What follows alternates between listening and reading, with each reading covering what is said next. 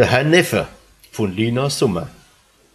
Mein größter Stolz auf der Welt, das ist mein Herr Neffe. Der ist der reinste Kavalier vom Scheitel bis zum Zeh. Ein Glas im Arg, ein Chapeau-Claque, eine weiße West, ein schwarzer Frack. Er sagt Cher Tort und sagt Bonjour und küsst mir als die Hand. Er tragt mir auch mein Umschlag durch und lächelt so charmant. Gelbe Glacé, ein feiner Stock, eine schwere Kette, ein Mordsberlock.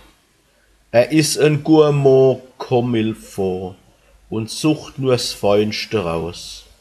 Er kennt sich auf der Speisekarte so gut wie Kenner aus. Tief liegt im Herz mir, mein Neffe, doch tiefer noch im Portemonnaie.